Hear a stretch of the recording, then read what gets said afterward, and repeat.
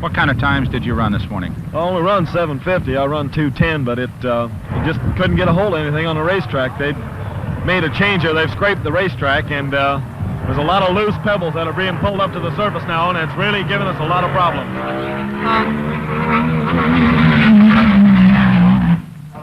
How about this crosswind out here, Connie? Is this going to be any trouble? Yes, it is. When I pulled from the parachute down in the lights here, it got all the car and slid it sideways on me, and it got into a couple of gyrations. This wind picks up any more this afternoon, which I believe it's supposed to.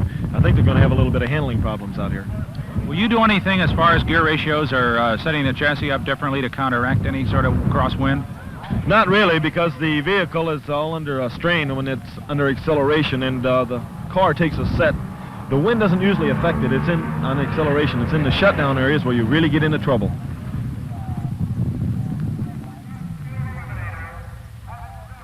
Don, Connie Collitta's on his way to the line, and what kind of a rough situation does he face as qualifying draws to a close? Well, we've only got about an hour and a half left, Brock. The track is now as good as it's going to get today. Connie is running in the 750s. 750s are not going to make the program.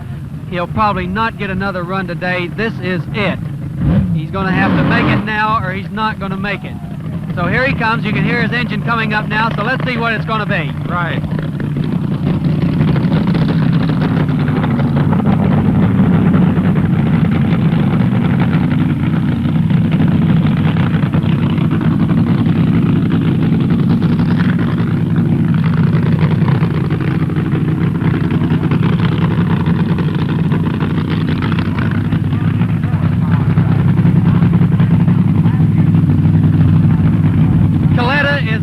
Carefully staging. This is an all-important run.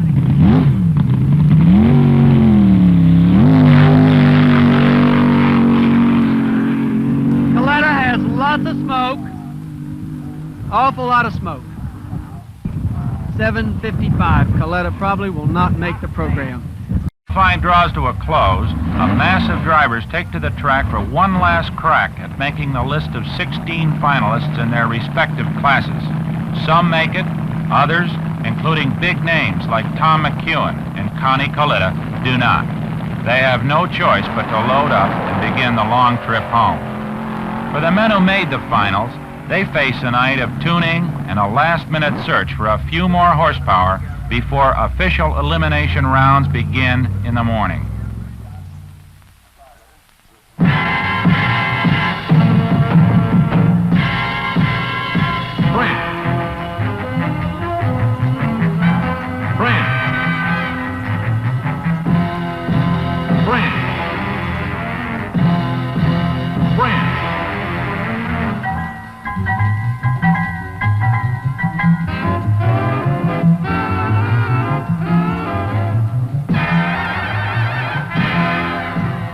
Is the filtering system for your car, too. The same Fram oil filters used by race experts the world over will keep the oil in your car's engine just as clean. Effective filtration is keeping dirt outside so that things work better inside.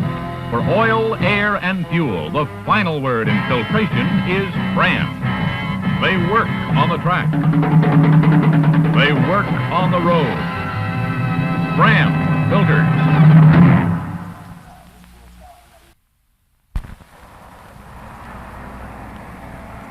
The wind is still rattling across the Oklahoma prairie, and the weatherman is predicting rain. But the drag fans have come anyway, thousands of them, to watch the contestants chew away at each other until only 7 champions remain.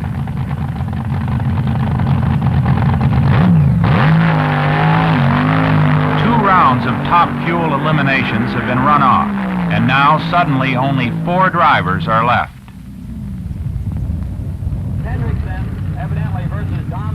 Don Prudhomme, one of the coolest drivers in racing history, has been invincible all afternoon. Now he's approaching the line to face off against Larry Hendrickson.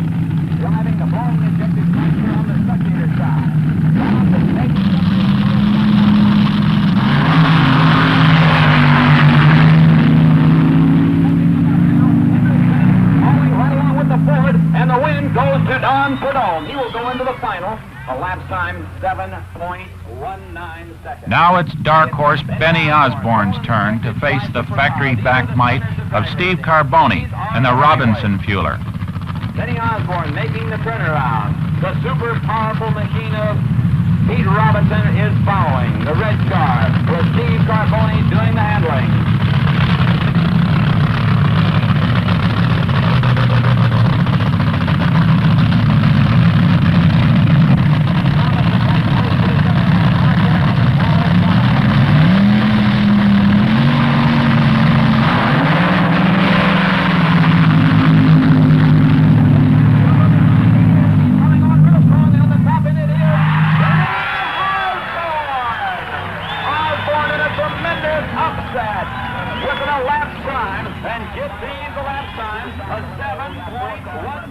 The storm begins to move in, and race officials hustle Bill Jenkins to the line to face dark horse Ed Miller from Rochester, New York, in the third round of the Super Stock eliminations.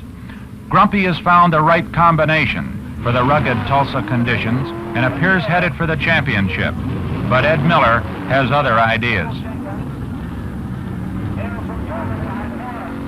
The countdown begins. There it is, a red light, meaning Grumpy left a wink too early and is disqualified. Miller's in the finals.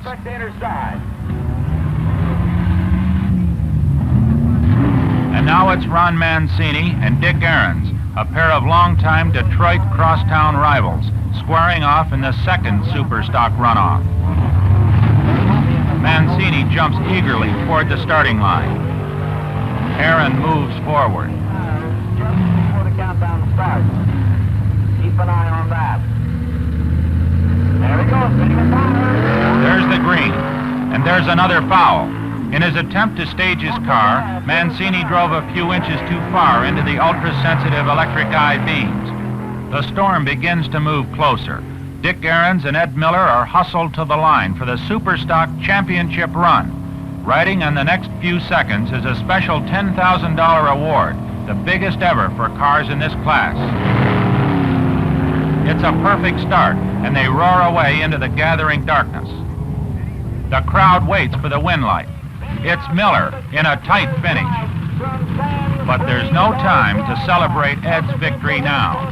The storm is moments away, and Benny Osborne and Don Prudhomme move to the line for the Top Fuel Eliminator Final. It's so dark that little more than the exhaust flames licking from the car's nitro-powered engines are visible.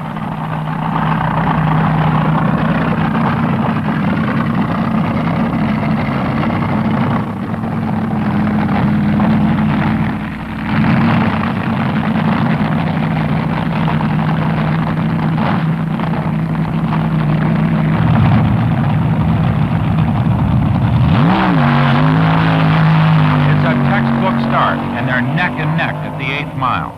Then Benny makes his move, and the race is his. It's been an afternoon for the underdogs, but now the big winner is the weather, and the World Finals come to a sudden halt. While the rainstorm hammers down outside, National Hot Rod Association officials present the prize money and trophies to the 7 champions. Some of the biggest cheers are received by an unassuming Benny Osborne, a young man who unexpectedly beat the best in the business and underlined his win by turning in the low elapsed time and top speed of the meet. Ed Miller's upset victory in the Super Stock class becomes all the sweeter with that extra $10,000, making him the biggest winner in the history of Super Stock drag racing. Tulsa traditionally marks the end of the National Hot Rod Association's racing season, the last of the major events on the ever-growing schedule of big-time drag competition. A pair of underdogs, Benny Osborne and Ed Miller, outraced the favorites and the storm clouds to capture most of the headlines and to prove once again that it takes more than the latest cars and the most expensive equipment to win drag races, a point that Don Garlitz himself has proved many times during his fabulous career.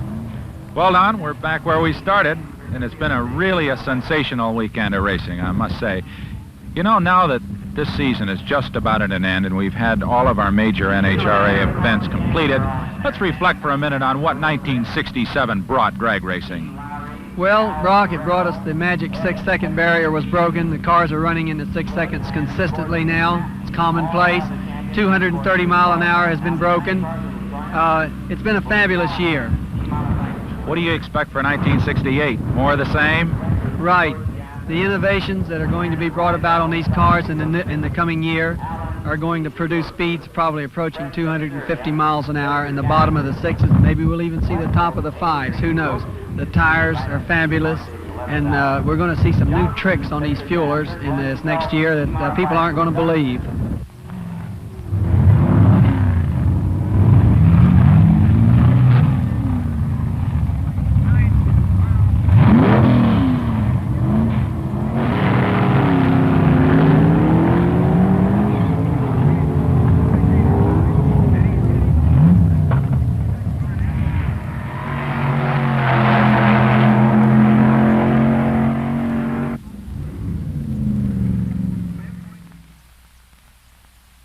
The Fram Corporation, makers of the world's finest oil, air, and fuel filters, has brought you the NHRA World Championship Finals.